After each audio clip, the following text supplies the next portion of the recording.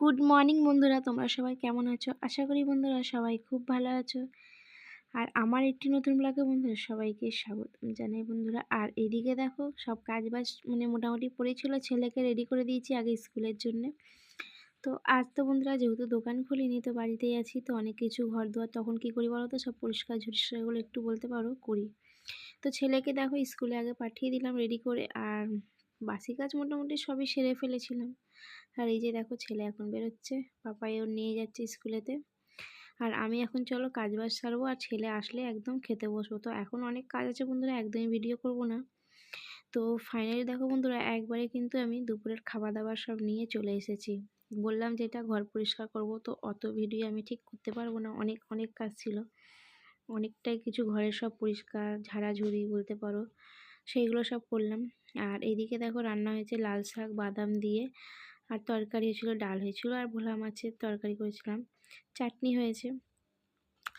তো খাওয়া দাওয়ার পরে ঘুমিয়েই উঠলাম বন্ধুরা। আর এই উঠে একদম সোজা বলতে পারো সন্ধ্যেটা দিয়ে আর কি চলে এসেছি পুরো একদম রান্নাঘরে। তো এই যে দেখো পাস্তার প্যাকেটটা ভাবছি কাটবো, তো একটু পাস্তার মতন বানাবো আর কি, খাবো আর কি টিফিনও বলতে পারো বা রাত্রিরে। তো পাস্তাটা খেলে আর রাতে আমরা কিছু খাবো না সেরকম, পাস্তাটা একটু বেশি করে বানিয়ে নেবো সব রকম সবজি দিয়ে। তো এই পাস্তাটা আর কি একটু খাওয়া হলে আর সেমন আর কি, আর রাত্রিরে খাবার দরকারটা আর পড়বে না। আর এদিকে পিওর পাপা একটু বেরিয়েছে, তো একটু কেক আনতে বলা হয়েছিল, তো দেখি কি আনে, টিফিন একটু ওইগুলোই খাবো সন্ধেবেলা।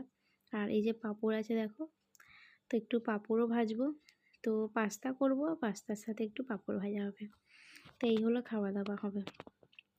তো চলো বাবা ওই ঘরে যাব, এই যে আমার পাপাইকে নিয়ে। আর এই যে দেখো চলে এসেছি, আর দেখছি পিওর মাসিমণিও এসছে। আর দেখি পিওর পাপাই কি এনেছে দেখছি, এই দেখো। তো একটা পিওর কেক এনেছে, পিওর জন্য কেক কেনা হয়েছে। আর আমাদের জন্য কি আনা হয়েছে তোমাদের দেখাই চলো। তো পিও তো কেকটা কাউকেই দিচ্ছে না, আর আমাদের দিকে ফিস। তো দেখতেই পাচ্ছ পিও কীরকম চেল্লাচ্ছে, কেকটা আর কি সরানোই যাচ্ছে না হাতের কাছ থেকে। আর একদম দেবে না, এই সারের ভাগ হয় না, সেই যে ওরকম ব্যাপারটা হয়ে গেছে। তোর মাসি খাইয়ে দিচ্ছিলো, তাও মাসির হাতেও দিচ্ছিল না।